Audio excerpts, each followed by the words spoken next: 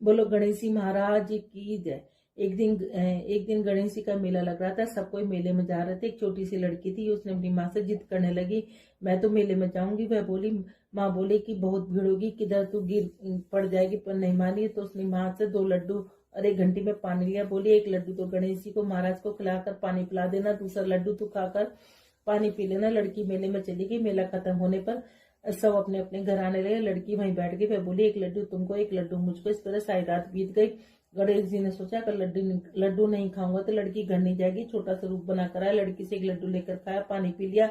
कहा कि कुछ मांग ले। लड़की बोली, अन्न मांगू, धन मांगू, लक्ष्मी मांगू, नौखंड महल मांगू, बांदी मांगू, खूंटी हार, शेष भरतार, रुंझुन बैल, बस इतना ही मांगू। गणेश जी बोले, छोटी सी दिखती है पर सब कुछ मांग लिया, अब तेरे घर जाकर सब कुछ मिलेगा। घर आई तो लड़की की माँ बोली, इतनी देर कहाँ लगाई। लड़की कहने लगी, मैं गणेश जी को लड्डू खिलाकर पानी पिलाकर गणेश जी महाराज की कृपा से सब कुछ हो गया। गणेश जी महाराज जैसे उसको दिया वैसे कहते सुनते उस हमारे और हमारे परिवार को, सुनने वालों को, सबको देना। एक बहुत धनवान साहूकार था जिसके घर धन की आदि की किसी की कमी नहीं थी, परंतु उसके दुख था कि उसके एक पुत्र नहीं था। इसी चिंता में रात दिन रहता। वह पुत्र की कामना के लिए प्रति सोमवार को और सावन के महीने में प्रतिदिन शिवजी भगवान की पूजा, व्रत और पूजा किया करता और सायकाल में शिव मंदिर में जाकर शिवजी के विग्रह के सामने दीपक जलाया करता। उसके इस भक्ति भाव को देखकर एक समय पार्वती जी शिवजी महाराज से कहने लगी कि यह साहूकार आपका अनन्य भक्त है, सदैव आपकी व्रत और पूजा में बड़ी श्रद्धा से करता है, इसकी मनोकामना पूरी करो। शिवजी ने कहा, पार्वती, यह संसार कर्म क्षेत्र है। जैसे किसान खेत में बीज बोता है वैसा ही फल काटता है, उसी प्रकार संसार में जैसा कर्म करते हैं वैसा ही फल मिलते हैं। पार्वती ने अत्यंत आग्रह किया, महाराज, जब आपका अनन्य भक्त है तो आपको इसको किसी प्रकार का दुख नहीं होना चाहिए। जो इसको दुख है उसको अवश्य दूर करना चाहिए, क्योंकि आप सदैव अपने भक्तों पर दयालु रहते हैं, इसके दुखों को दूर करते हैं। मनुष्य आपकी सेवा में, यदि आप ऐसा नहीं करेंगे तो मनुष्य आपकी सेवा व्रत क्यों करेंगे। पार्वती के आग्रह को देखकर महाराज बोले, पार्वती, कोई भी पुत्र नहीं है, इस चिंता में यह अति दुखी रहता है। इसके भाग्य में पुत्र न होने से इसकी पुत्र की प्राप्ति का वर देता हूँ, परंतु यह पुत्र केवल 16 वर्ष का होगा। इसके पश्चात इसकी मृत्यु प्राप्त होगी, इससे अधिक मैं कुछ नहीं कर सकता। यह बात सुनकर साहूकार सुन रहा था। उसको न प्रसन्नता हुई न दुख हुआ। वह पहले जैसे ही शिवजी महाराज की पूजा व्रत करने लगा। कुछ समय व्यतीत होने पर साहूकार की पत्नी गर्भवती और 10वें महीने में गर्भ से उसे अति सुंदर पुत्र की प्राप्ति हुई। साहूकार के घर में खुशियां मनाए गए, परंतु साहूकार ने उसकी केवल 16 वर्ष की आयु जानकर अति प्रसन्नता प्रकट नहीं की और न ही किसी को भेद बतलाया। जब वह बालक 15 वर्ष का हो गया तो बालक को माता ने अपने पिता से विवाह आदि के लिए कहा कि साहूकार कहने लगा, यदि मैं इसका विवाह नहीं करूंगा। साहूकार ने कहा कि मैं अभी इसका विवाह नहीं करूंगा, अपने पुत्र को काशी पढ़ने के लिए भेजूंगा। फिर साहूकार ने अपने साले अथवा बालक के मामा को बुलाकर बहुत सा धन देकर बालक को काशी पढ़ने के लिए भेज दिया और कहा कि हर रास्ते पर तुम यज्ञ और ब्राह्मणों को भोजन कराते जाना। दोनों मामा भांजे यज्ञ करने ब्राह्मणों के भोजन कराते जा रहे थे। रास्ते एक नगर में पड़ाव पड़ा। उस नगर के राजा की बारात आई हुई थी, लेकिन वर पक्ष वाले वह भी थे, क्योंकि उनका वर एक आंख से काना था। अब वो एक ऐसे सुंदर युवक की तलाश में थे कि जो वो रात को उससे शादी कर ले और हम कन्या को लेकर अपने घर चले जाएं। जब उन्होंने मामा भांजे को देखा तो कहा कि हमें थोड़ी देर के लिए अपने लड़के को हमें उधार दे दो। उसने कहा, कहीं ऐसा भी होता है कि हम तुम्हें बहुत सा धन देंगे। मामा ने कुछ सोचते हुए उसको दे दिया। जब सारा विवाह संपन्न हो गया तो जब फेरे पड़ने लगे, सब विवाह संपन्न हो गया। वो भांजा बहुत सुंदर था, सब देखकर बहुत खुश हो रहे थे कि जो ना उस राजा की लड़की को कन्या वर बहुत अच्छा मिला है। अब जब सारा विवाह संपन्न हो गया तो वो उसकी चुंदरी में लिख के चला गया कि मैं एक साहूकार का बेटा हूँ, मैं काशी पढ़ने के लिए वहाँ विद्या प्राप्त करने के लिए काशी जा रहा हूँ। और राजा का लड़का तो काना है। कन्या अपनी चुंदरी पे अपने वर को कुछ लिखता हुआ देख रही थी। उसने जाकर देखा, जब सुबह विदा का समय आया तो उसने अपनी चुंदरी पर लिखा देखा। उसने कहा कि यह मेरा वर नहीं है, मेरा वर तो काशी पढ़ने के लिए गया हुआ है, राजा का लड़का तो काना है। उसने उसके साथ जाने से मना कर दिया। सारे में हाहाकार मच गया।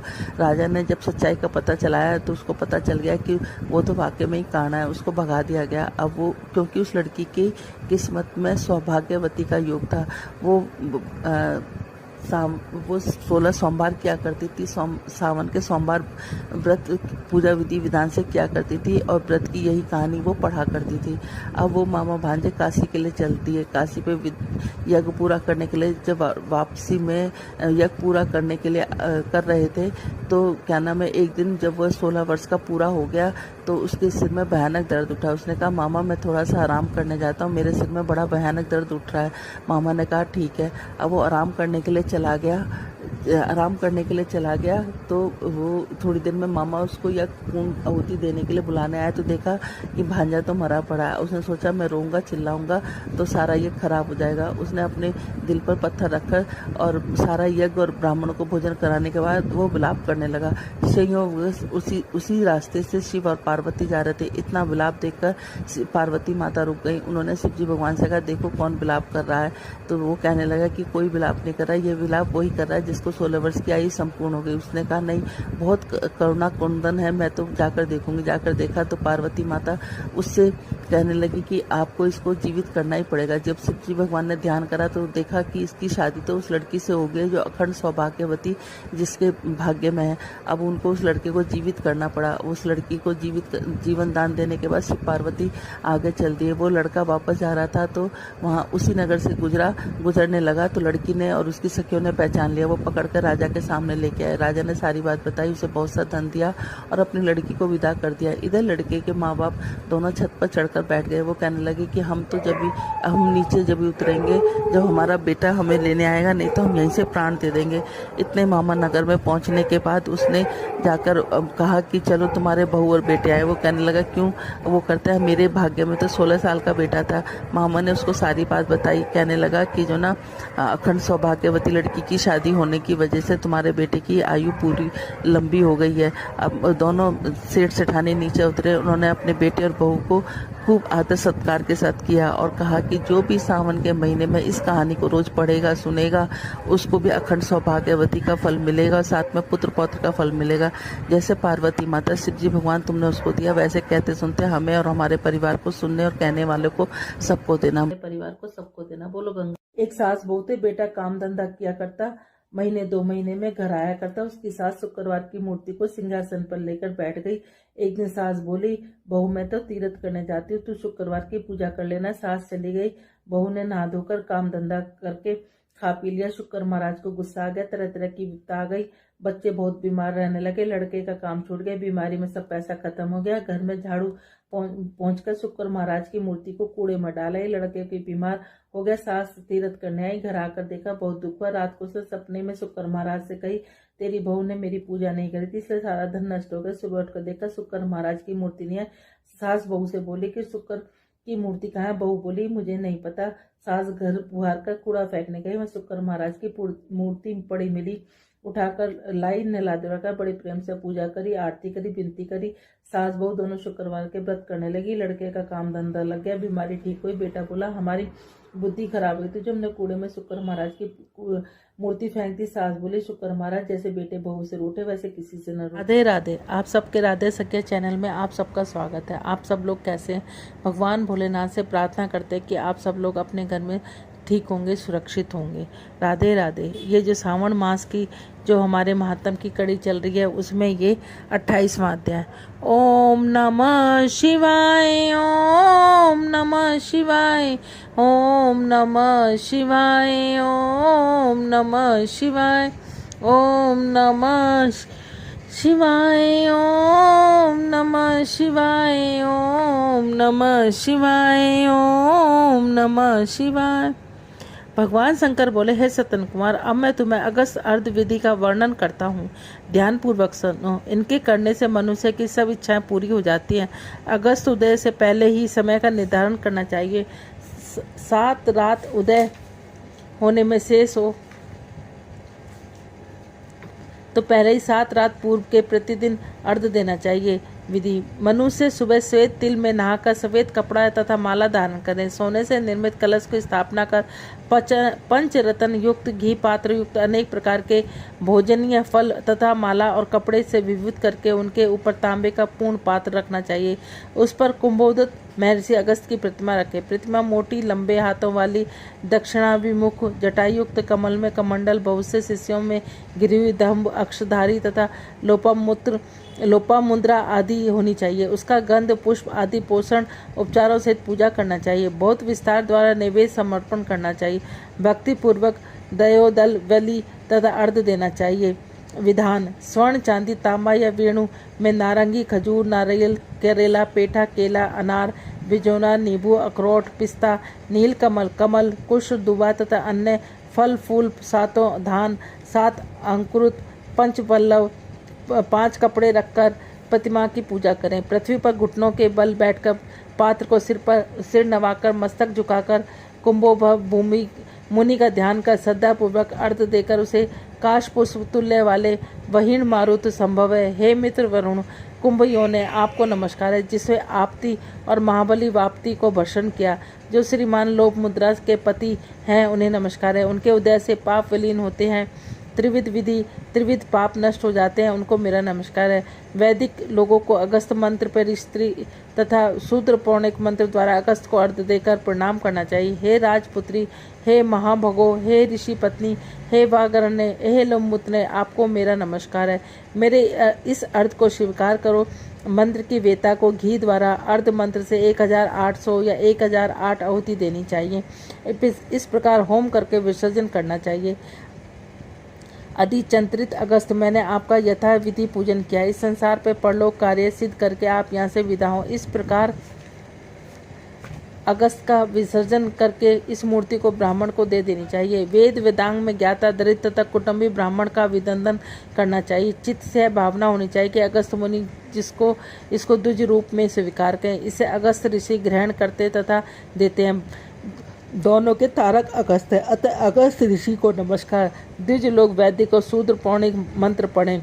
हे सतन कुमार, अगस्त उदय से पहले 7वें दिन दक्षिणा से धेनु का दान करना चाहिए। इस प्रकार निष्काम होकर 7 रात अर्ध दान करने से जन्म जन्मान का भय मिट जाता है। ब्राह्मण 4 वेदों 6 शास्त्रों का विद्वान बन जाता है।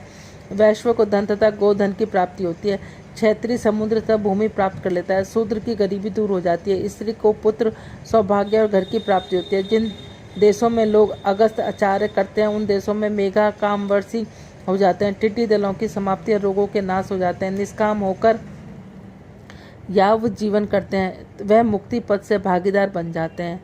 ओम नमः शिवाय, ओम नमः शिवाय, ओम नमः शिवाय, ओम नमः शिवाय, ओम नमः शिवाय, ओम नमः शिवाय, ओम नमः शिवाय, ओम नमः शिवाय, ओम नमः शिवाय, ओम नमः शिवाय, ओम नमः शिवाय, ओम नमः शिवाय।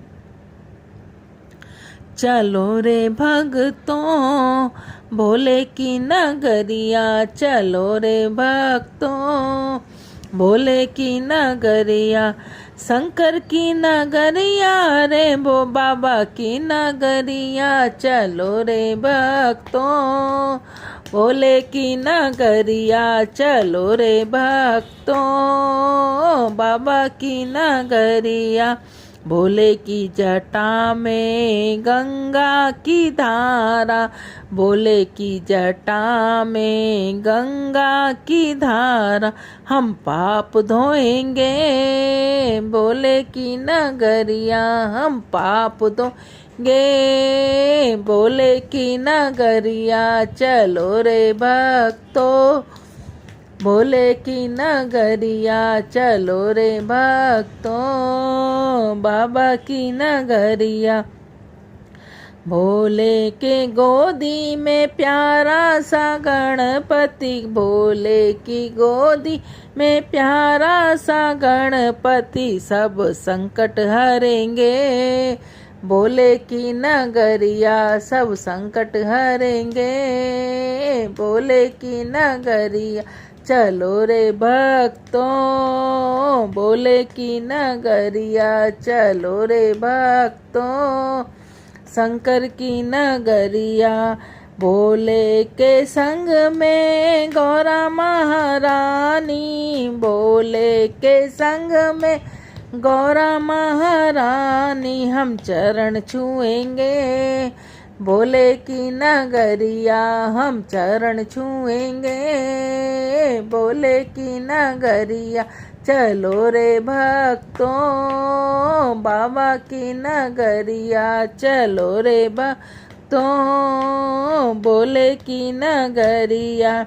भोले की नगरिया में सब देव आए, भोले की नगरिया में सब देव आए, हम दर्शन करेंगे, भोले की नगरिया हम पा लेंगे, भोले की नगरिया सब कष्ट कटेंगे, भोले की नगरिया चलो रे भक्तों, बाबा की नगरिया चलो रे भक्तों, भोले की नगरिया। बोलो राधे राधे।